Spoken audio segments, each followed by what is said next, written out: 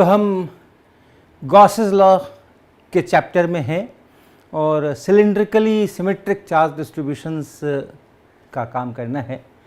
और उसके लिए हमने ये सिलिंड्रिकल कोऑर्डिनेट सिस्टम इंट्रोड्यूस किया था, जिसमें कि हम अपने एक्स वाई जेड एक्सेस रखते हैं और कोई पॉइंट अगर होता है तो उसके कोऑर्डिनेट्स देखने के लिए जेड एक्सिस से उसका परपेंडिकुलर डिस्टेंस वो हमारा एक कोऑर्डिनेट होता है।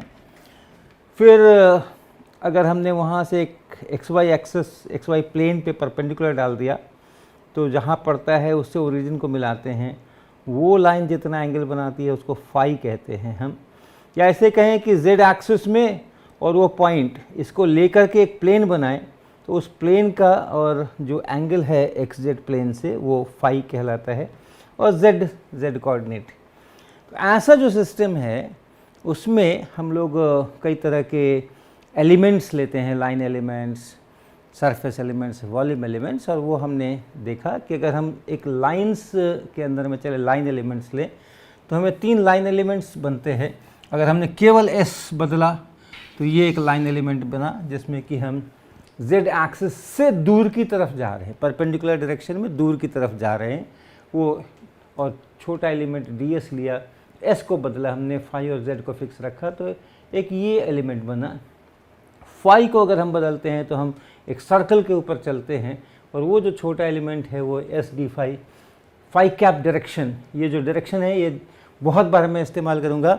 जो जेड एक्सिस है उस जेड एक्सिस के अराउंड आप ऐसा घूमें, वो जो डायरेक्शन है टेंजेंट, उस सर्कल पर जो टेंजेंट है वो उस जगह का फाई कैप वेक्टर कहलाता है, यूनिट वेक्टर। यहाँ पे ऐसे है, यहाँ पे ऐसे है, यहाँ ऐसे है, यहाँ ऐसे है, यहाँ ऐसे है, ये फाई कैप डायरेक्शन में एस डी फाई ये एक एलिमेंट है। और z को अगर मैंने डी जेड बढ़ा दिया तो डी जेड जेड के डायरेक्शन, जेड कैप ये z बढ़ने के डायरेक्शन में ये लाइन एलिमेंट्स हैं।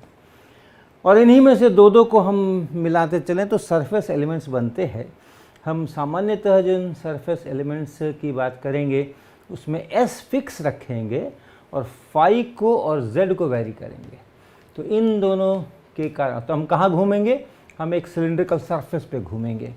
तो उसके कारण से जो है ये इसका हम ज़्यादातर इस्तेमाल करेंगे इस एरिया एलिमेंट का, इस सरफेस एलिमेंट का। और तीनों को मिला दें, अगर हम तीनों को मल्टीप्लाई कर दें तो हम वॉल्यूम एलिमेंट बनाते हैं।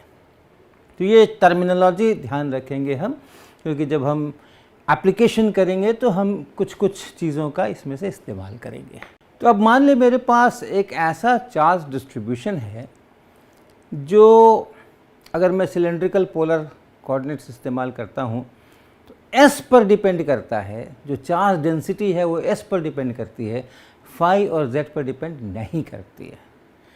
यानी एक z एक्सिस से 1 सेंटीमीटर की दूरी पे जितना चार्ज डेंसिटी है, किसी भी तरफ चले जाएं, ऊपर नीचे या ऐसे कहीं भी पे भी घूम जाएं, अगर s बराबर 1 सेंटीमीटर है, z एक्सिस से अगर 1 सेंटीमीटर पर हैं, इस तरफ हो या इस तरफ हो या इस तरफ हो, थोड़ा ऊपर हो थोड़ा नीचे हो, कहीं पर भी वो चार्ज डेंसिटी सेम है।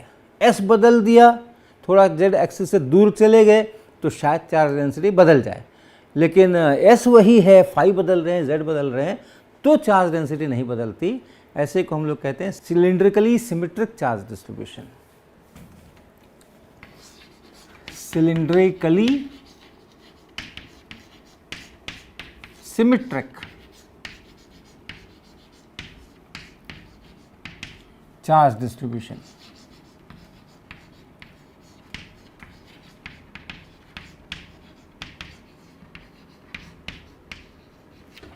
तो यानी चार्ज डेंसिटी अगर आप लिखें रो, एक छोटा सा वॉल्यूम हो और उसमें कितना चार्ज है फिर भाग लगा दें और ये चार्ज डेंसिटी निकालें, तो ये जो रो है जो किसी पॉइंट पर लिखते हैं उसको, तो सिर्फ इसको डिपेंड करना चाहिए s पे, फाई पे डिपेंड नहीं करना चाहिए, z पे डिपेंड नहीं करना चाहिए, तब उसको हम लोग सिलिंड्रिकली सिमेट्रिक चार्ज डिस्ट्रीब्यूशन कहते हैं। याद होगा आपको, हमने स्फेरिकली सिमेट्रिक चार्ज डिस्ट्रीब्यूशन की भी चर्चा की थी और उसमें हमने स्फेरिकल पोलर कोऑर्डिनेट्स इस्तेमाल किए थे, r थीटा फाई इस्तेमाल किया था और सिर्फ r पे डिपेंड करे, यानी सेंटर से केंद्र से कितने डिस्टेंस पर हैं उस डिस्टेंस पे केवल हम देखें।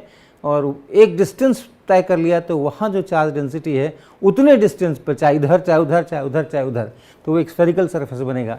तो उस स्फेरिकल सरफेस पर चार्ज डेंसिटी नहीं बदलनी चाहिए। फिर आप आगे बढ़ जाइए, केंद्र से दूर चले जाइए, नज़दीक चले जाइए, तो चार्ज डेंसिटी बदल सकती है। ऐसे को हम लोग स्फेरिकली सिमेट्रिक चार्ज डिस्ट्रीब्यूशन कहते हैं। और यहाँ पे सिलिंड्रिकली सिमेट्रिक है जिसमें कि एस पे डिपेंड करता है, यानी जो एक सिलिंड्रिकल सरफेस है जेड एक्सिस से एस दूरी पे या एस त्रिज्या की, एस रेडियस की जो सिलिंड्रिकल सरफेस है उस पे सब जगह चार्ज डेंसिटी बराबर है। तो हम लोग इस तरह के डिस्ट्रीब्यूशन अगर चार्ज का है तो इलेक्ट्रिक फील्ड क्या होगा उसकी चर्चा आज करने वाले हैं।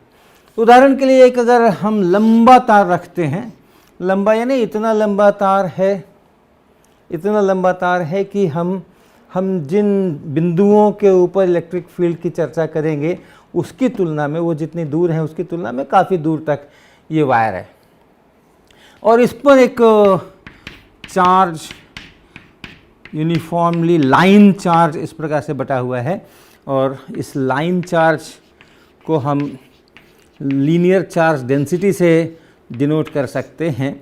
लैम्डा लिखेंगे उसको हम चार्ज पर यूनिट लेंथ, यानी हमने एक छोटा सा dl लिया, इतने में कितना चार्ज है उसको देखा, तो ये लैम्डा जो है वो dq/dl ऐसा। अब ये जो चार्ज डिस्ट्रीब्यूशन है ये सिलिंड्रिकली सिमेट्रिक है। अगर हम यहाँ तो फाई तो का सवाल नहीं है क्योंकि एक ही लाइन पर इसी को हम जेड एक्सिस बोलने वाले हैं, तो आप इससे एस डिस्टेंस पर आगे बढ़ें ऐसे तो कुछ नहीं बदल रहा है, ठीक है, लेकिन जेड पर बदलें तो भी नहीं बदल रहा है। फाई में आप यहीं पे घूम जाएंगे, यहीं पे रह जाएंगे तो भी नहीं बदल रहा है, तो फाई जेड से इंडिपेंडेंट है। इसको हम एक सिलिंड्रिकली सिमेट्रिक चार्ज डिस्ट्रीब्यूशन कह सकते हैं। इसी तरीके से अगर एक वॉल्यूम है, सिलिंड्रिकल वॉल्यूम है, और उस पूरे वॉल्यूम के अंदर में, पूरे इसके अंदर में चार्ज है, और चूँकि अब हम वॉल्यूम की बात कर रहे हैं तो हम वॉल्यूम चार्ज डेंसिटी की बात करेंगे। Rho constant, rho is constant if S is less than A. मान लीजिए ये रेडियस ए है, ये जेड एक्सिस है, and rho is zero if S is greater than A. ऐसा अगर कोई चार्ज डिस्ट्रीब्यूशन है, एक सिलिंड्रिकल वॉल्यूम है जिसमें कि हमने चार्ज भर के रखा हुआ है, लंबा है, ये लंबा इस सेंस में कि हम जितनी दूर यहाँ पे मान लो इलेक्ट्रिक फील्ड हमें जो देखना है तो इस दूरी के मुकाबले ये काफ़ी ज़्यादा है, तो उसको हम लंबा कहेंगे, लॉन्ग सिलिंड्रिकल वॉल्यूम कहेंगे। तो इसमें भी आप देखें एस पे डिपेंडेंट है, इसमें एक एस पे डिपेंडेंस दिख रहा है। अगर एस बराबर जो वैल्यू है वो ए से छोटी है, एस इज़ लेस देन ए है, तो वैसी हालत में एक चार्ज डेंसिटी है, एस इज़ ग्रेटर देन ए है तो दूसरी चार्ज डेंसिटी है, लेकिन जेड पे डिपेंड नहीं कर रहा। ऑफ कोर्स जब ये ख़त्म होगा उसके बाद जेड पे डिपेंड करेगा, लेकिन वो इतना लंबा है कि उधर हमें जाने की ज़रूरत नहीं है, इतना ही देखना है अपने को, इतने का ही कंट्रीब्यूशन मिलने वाला है। तो जेड पे डिपेंड नहीं कर रहा, फाई पे डिपेंड नहीं कर रहा, जितना यहाँ है उतना ही यहाँ है, उतना ही यहाँ है, उतना ही यहाँ है। एक्चुअली इसमें तो सभी जगह एक ही बराबर है, लेकिन इंडिपेंडेंट है फाई से, इंडिपेंडेंट है जेड से। ये सिलिंड्रिकली सिमेट्रिक चार्ज डिस्ट्रीब्यूशन है। तो आज हम जो अभी एग्जाम्पल लेने जा रहे हैं वो इसी टाइप का है, लेकिन हम यूनिफॉर्म नहीं लेंगे, हम यूनिफॉर्म नहीं लेंगे। और इसी एग्जाम्पल में हम जो चार्ज डिस्ट्रीब्यूशन ले रहे हैं वो इस प्रकार का है। जो रो है चार्ज डेंसिटी वो है मान लीजिए k into S, k constant है, k इंटू एस किसके लिए, s लेस देन a के लिए, और फिर आगे ये ज़ीरो हो गई, s ग्रेटर देन के लिए ये ज़ीरो हो गई। तो कैसा डिस्ट्रीब्यूशन है ये, इसमें ये एक वॉल्यूम है, सिलिंड्रिकल वॉल्यूम है, लंबा, काफ़ी लंबा, और उसका जो एक्सिस है ये हमारा z एक्सिस है, और इससे जितनी दूर का पॉइंट लेंगे इस वॉल्यूम के अंदर में, जितनी दूर का पॉइंट लेंगे वहाँ उतनी ज़्यादा चार्ज डेंसिटी मिलेगी। नज़दीक के पॉइंट पे कम चार्ज डेंसिटी है, दूर के पॉइंट पर अधिक चार्ज डेंसिटी है, प्रोपोर्शनल टू एस है। लेकिन उतने ही एस पर अगर आप यहाँ देखें, यहाँ देखें, यहाँ देखें, यहाँ देखें, तो एक जितनी चार्ज डेंसिटी है, यहाँ पर इन सब पर एक जितनी चार्ज डेंसिटी है। इतने ही डिस्टेंस पे आप अगर थोड़ा ऊपर चले जाएं, यहाँ उतनी ही चार्ज डेंसिटी है, नीचे चले जाएं उतनी ही चार्ज डेंसिटी है। तो z से इंडिपेंडेंट है, फाई से इंडिपेंडेंट है। ऐसे जो सिस्टम्स हैं वो सिलिंड्रिकली सिमेट्रिक चार्ज डिस्ट्रीब्यूशन कहलाते हैं। तो इस तरीके का यहाँ पे चार्ज डिस्ट्रीब्यूशन है। अगर आप इसको प्लस प्लस प्लस से दिखलाना चाहें तो आपको यहाँ पे बड़े एक चार्ज यहाँ तो दूसरा यहाँ, लेकिन उसके बाद फिर काफ़ी नज़दीक, उसके बाद और भी नज़दीक, उसके बाद और भी नज़दीक, ऐसा करके चित्र बनाना पड़ेगा। तो इसके कारण से हम इलेक्ट्रिक फील्ड लिखेंगे तो गॉस लॉ का इस्तेमाल करेंगे। इंटीग्रल फॉर्म क्या है गॉस लॉ में? इंटीग्रल फॉर्म में integration E dot dA on a close surface is equal to Q inside divided by epsilon naught. Close surface में एक वॉल्यूम बनेगा और उस वॉल्यूम के अंदर में जितना चार्ज है वो यहाँ लिखना है। ये अपना गॉस लॉ का इंटीग्रल फॉर्म है, इसका हम यहाँ उपयोग करेंगे। तो मान लीजिए पहले हम इलेक्ट्रिक फील्ड लिखना चाहते हैं for a point which is inside the cylinder, इसके अंदर S लेस देन A का करना चाहते हैं। एक अच्छा सा सुंदर सा एक्सिस तो बन जाओ। यहाँ कहीं पे हम चाहते हैं, ये डिस्टेंस S है, यहाँ पे इलेक्ट्रिक फील्ड चाहते हैं। अब कल्पना कीजिएगा कि ये पूरी जो पाइप है, इस पाइप के अंदर में चार्ज ठूस ठूस के भरे हुए, लेकिन कैसा भरे? बीच के एरिया में हल्के हल्के हैं और किनारों के एरिया में ज़्यादा है, इस तरीके का। और यहाँ पे हमें इलेक्ट्रिक फील्ड चाहिए इस चार्जेस के कारण। तो यूनिक डायरेक्शन कौन सा? जिसका कोई कॉम्पिटिटर न हो। अगर आप कहें कि इलेक्ट्रिक फील्ड का इस तरफ एक कंपोनेंट है, इस पॉइंट पे इलेक्ट्रिक फील्ड का इस तरफ एक कंपोनेंट है, और याद रखिएगा ये लॉन्ग वॉल्यूम है, इसके किनारे नहीं दिख रहे हैं, तो सवाल उठेगा कि इस तरफ क्यों नहीं है, इसमें और इसमें क्या फ़र्क है? इसके ऊपर जैसे चार्जेस बटे हुए हैं, इसके नीचे भी वैसे ही चार्जेस बटे हुए हैं। तो इस पॉइंट को क्या मालूम कि मुझे ऊपर जाना या नीचे जाना? यहाँ पे कोई z कंपोनेंट इलेक्ट्रिक फील्ड का नहीं हो सकता है, क्योंकि ये कॉम्पीटिंग, एक दूसरे से प्रतिस्पर्धा करने वाली दिशाएं हैं। ये इधर तो कोई कारण बताओ कि इधर क्यों नहीं, तो इसलिए इधर नहीं।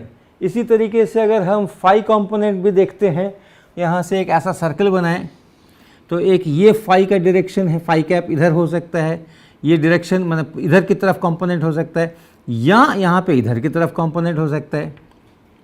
ये एक्चुअली दोनों एक दूसरे के एक ही लाइन में है। ये यहाँ बनाता हूँ, यहाँ पे इधर भी कंपोनेंट हो सकता है और इधर भी कंपोनेंट हो सकता है। तो इसमें और इसमें क्या फ़र्क है? इधर वाले जाने की दिशा में और इधर वाली जाने की दिशा में क्या फ़र्क है? इसमें भी कोई फ़र्क नहीं है। याद रखिए, केवल आप इस चार्जेस को देखिएगा, चार्जेस जो बटे हैं उसी के आधार पे आपको ये फ़र्क करने हैं। तो फाई कंपोनेंट में कोई फ़र्क नहीं कर सकते हैं प्लस माइनस में, जेड कंपोनेंट में कोई फ़र्क नहीं कर सकते हैं प्लस माइनस में। तो इसलिए न फाई कंपोनेंट होगा और न जेड कंपोनेंट होगा, लेकिन एस कंपोनेंट में फ़र्क कर सकते हैं। एस कंपोनेंट अगर देखना है तो उसमें फ़र्क कर सकते हैं। इसका कोई कॉम्पिटिटर नहीं है। ये इस डायरेक्शन में है तो है, इस डायरेक्शन में है, क्योंकि ये एक एक्सिस डिफाइंड है, इसके परपेंडिकुलर डायरेक्शन है ये, और ये एक ही डायरेक्शन है ये। तो इसलिए इसका जो कंपोनेंट होना है वो इधर ही की तरफ होना है। इधर क्यों नहीं होना है? इधर क्यों नहीं होना है? तो फिर से हम अपनी लॉजिक लगा सकते हैं कि फ़र्क है। यहाँ पे कम चार्जेस हैं, यहाँ पे ज़्यादा चार्जेस हैं। इधर में डेंसिटी कम होती जा रही है, इधर में डेंसिटी अधिक होती जा रही है। तो इस दिशा में और इस दिशा में फ़र्क है, लेकिन इस दिशा में और इस दिशा में कोई फ़र्क नहीं है। इधर जो चार्ज डेंसिटी है ऐसे देखो तो ऐसे इधर भी है, इसके बाएं में देखो दाहिने में देखो कम है ज़्यादा है, इसके भी बाएं में दाहिने में देखो कम है ज़्यादा है। तो इस तरह से हम लोग सिमेट्री आर्ग्यूमेंट से इलेक्ट्रिक फील्ड की दिशा पहले तय करते हैं, तभी इसका इस्तेमाल कर सकते हैं। तो ये दिशा जो होनी है वो इस डायरेक्शन में दिशा होनी है। इलेक्ट्रिक फील्ड किसी भी पॉइंट पर, कहीं पर भी लीजिए आप, यहाँ लीजिए, वहाँ लीजिए, वहाँ लीजिए, इससे दूर जाता हुआ। तो क्या करेंगे हम? कैसा ये सरफेस बनाएंगे? Gaussian surface, close surface. जहाँ मुझे इलेक्ट्रिक फील्ड निकालना है उसको लेते हुए हम एक सिलेंडर बनाएंगे, ऐसा सिलेंडर बनाएंगे, सिलिंड्रिकल सरफेस बनाएंगे, जिसका एक्सेस वही होगा जो इस पूरे चार्ज डिस्ट्रीब्यूशन का एक्सेस है। और तब इसका जो ये सरफेस है, इस सिलिंड्रिकल सरफेस जो है पूरे में, उसको देखेंगे। ये जो टॉप है इसको भी बंद कर दीजिए, ये जो बॉटम है इसको भी बंद कर दीजिए। अब ये डब्बा हो गया, बंद डब्बा हो गया। ये जो सरफेस है, curve surface plus top surface plus bottom surface, ये है मेरा क्लोज्ड सरफेस जिस पे हम इस गॉस लॉ का इस्तेमाल करने जा रहे हैं। तो इसको कैलकुलेट करना है, ई डॉट डी ए को कैलकुलेट करना है। तो 3 सरफेस हैं, एक कर्व्ड, एक ये फ्लैट और एक ये फ्लैट। तो सबसे पहले कर्व पे आते हैं। तो हमको एक छोटा डी ए चाहिए। अब इस कर्व सरफेस पर जब आप घूमेंगे तो क्या बदलेगा? फाई बदलेगा और जेड बदलेगा, क्योंकि वो सिलेंड्रिकल सरफेस से बाहर जाएंगे तो एस बढ़ जाएगा, अंदर आएंगे तो एस घट जाएगा, उसी पर रहेंगे तो एस सेम रहेगा, लेकिन फाई बदलेगा और जेड बदलेगा। तो यहाँ पे जो हम एलिमेंट बनाएंगे वो कैसा एलिमेंट बनेगा हमारा? ये जो एलिमेंट बनेगा वो एलिमेंट बनेगा जिसमें कि एक ऐसे घूमे हैं और एक ऐसे गए हैं। तो ये एलिमेंट जो बनेगा डी ए कर्व सरफेस पे, ऑन द कर्व सरफेस, याद रखिएगा। ये बनेगा एस फिक्स है, तो फाई बदलेगा तो इतनी चलेंगे और जेड बदलेगा तो इतना चलेंगे। और क्या डायरेक्शन होगा इसका? आउटवर्ड नॉर्मल लेते हैं हम लोग बाहर की तरफ, तो इस एक्सिस से बाहर की तरफ है, यानी एस कैप। ये डी ए है ये।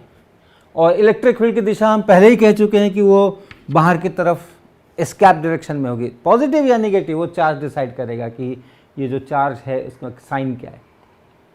लेकिन हम इधर लेके चलेंगे, जो उसका आने वाला एक्सप्रेशन वो नेगेटिव हो सकता है, ये पॉजिटिव हो सकता है।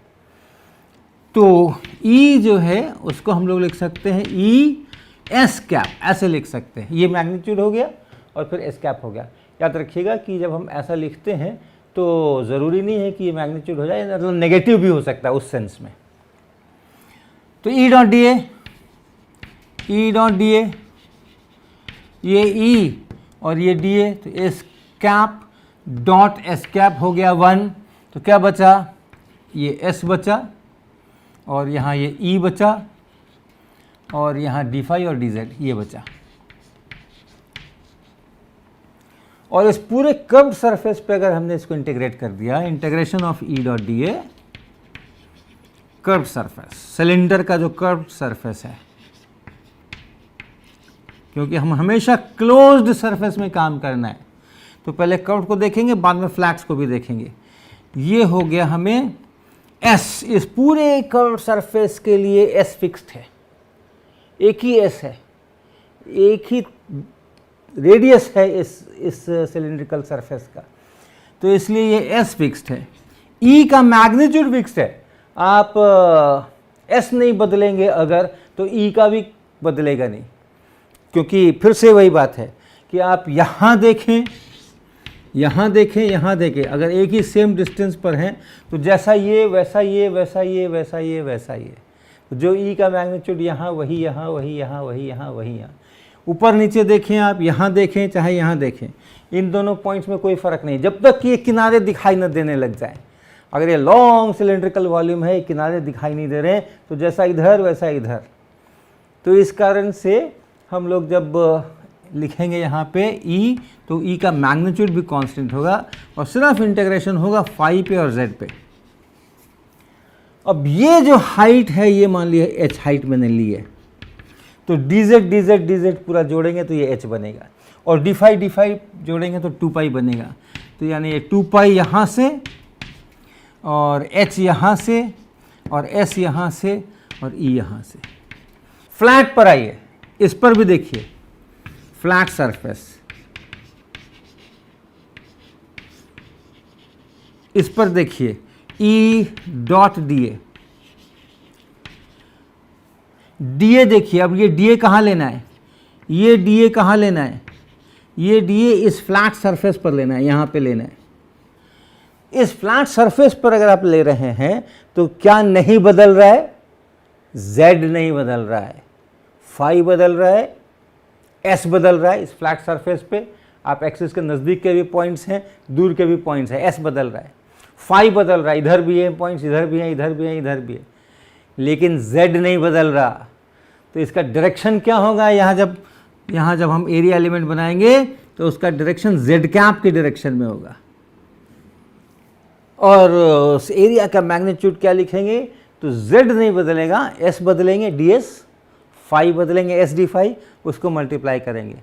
लेकिन अभी मेरे लिए इम्पॉर्टेंट है कि ये जो है इसका डायरेक्शन z कैप के डायरेक्शन में है, तो इसलिए E डॉट डी जब करेंगे, यहाँ जो इलेक्ट्रिक फील्ड है वो भी इस तरफ है, इलेक्ट्रिक फील्ड इस तरफ है और डी इस तरफ है। E डॉट डी जब करेंगे तो वो 0 होने वाला है, परपेंडिकुलर। और नीचे वाले फ्लैट सरफेस पर भी वही हाल है।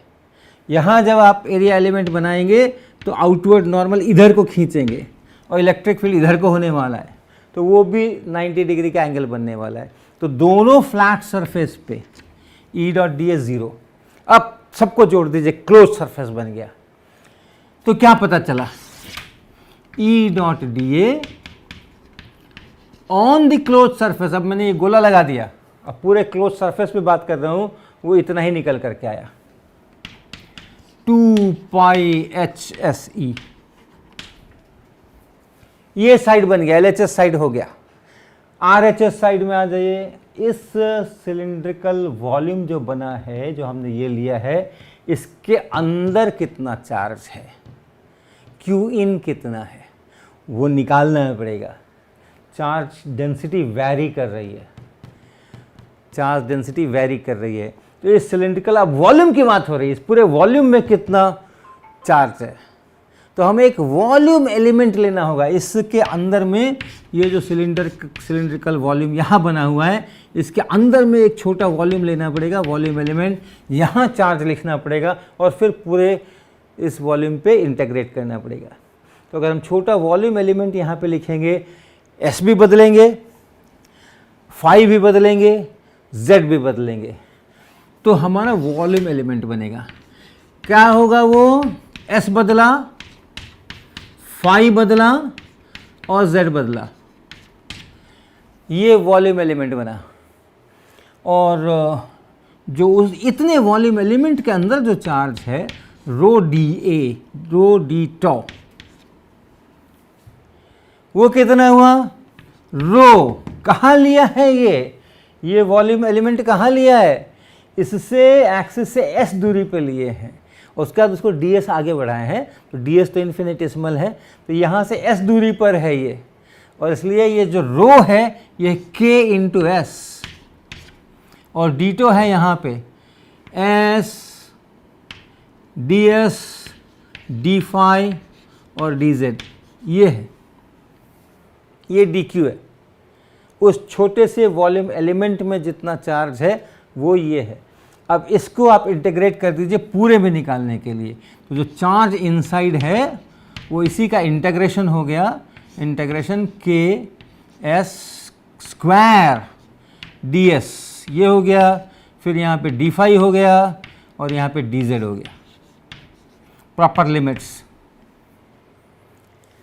क्या लिमिट्स होंगे, इस पूरे सिलिंड्रिकल को कवर करना है, तो इस सिलेंडर को कवर करने के लिए S को 0 से शुरू होकर के यहाँ तक जाना है, इस पॉइंट तक जाना है, इतनी दूरी तक जाना है।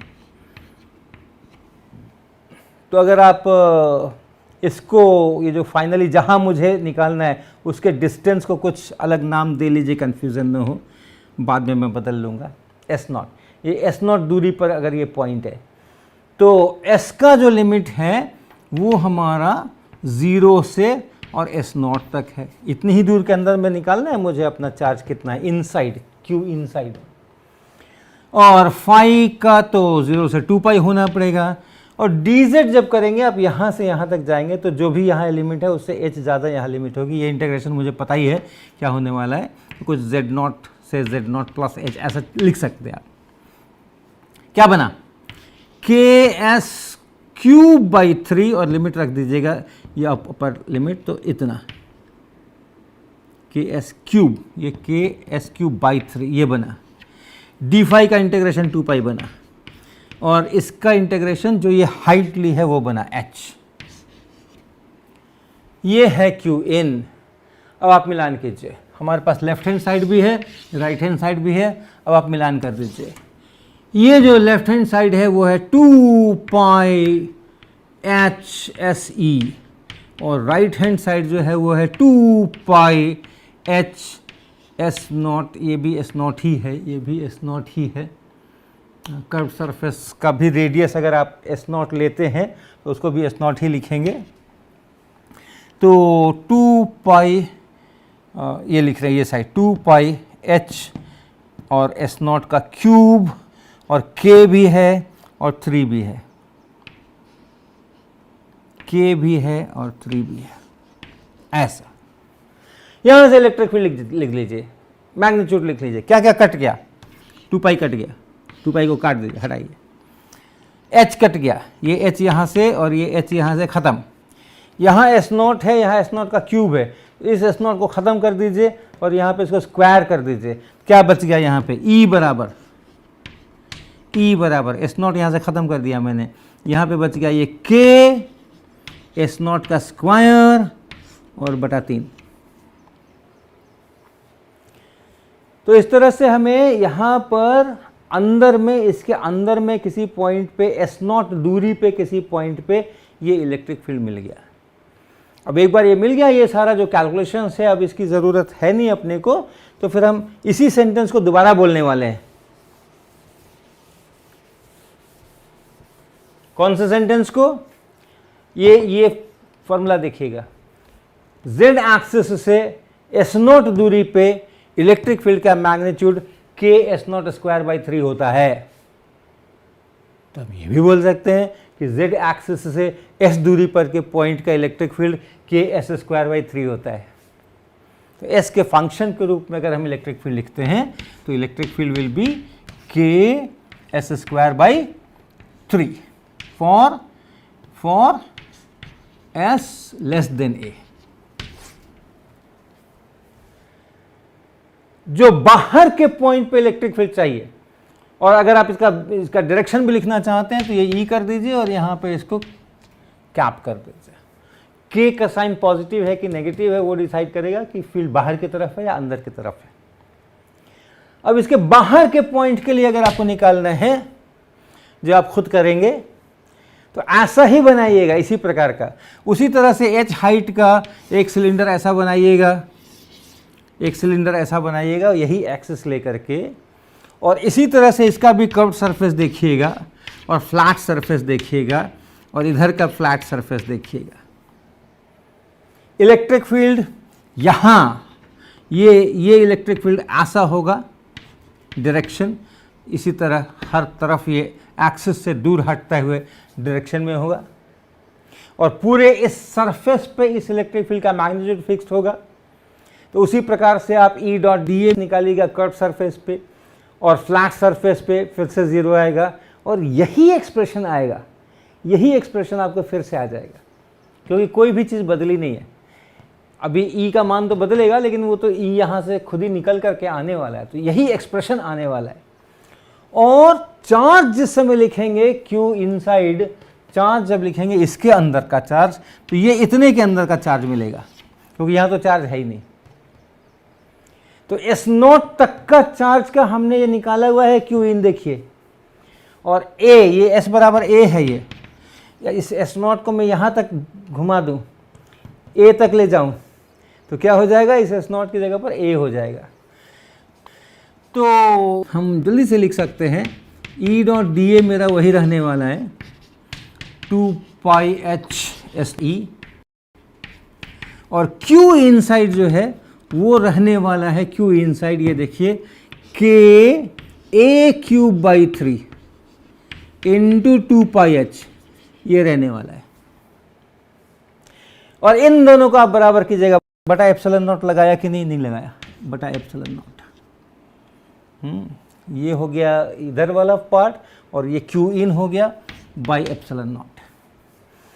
तो ये इसको और इसको फिर से आप बराबर कीजिए एप्सिलॉन नॉट लेते हुए, और वहाँ से आप E लिख सकते हैं कि E कितना होगा, और ये आना चाहिए K और A क्यूब बाई 3S, ये आना चाहिए बाहर के पॉइंट के लिए। बस जैसे इसका अलजेब्रा कर लीजिए, ये बराबर ये बाई एप्सिलॉन नॉट, यहाँ से आप ई लिख सकते हैं। तो ये हो गया और ये हो गया फॉर एस ग्रेटर देन ए।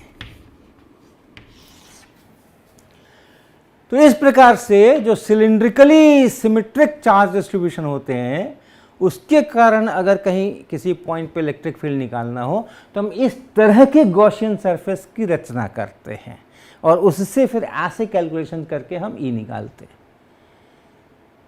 तो स्फेरिकली सिमेट्रिक डिस्ट्रीब्यूशन के लिए एक स्फेरिकल सरफेस बनाते हैं गॉस लॉ का इस्तेमाल करने के लिए।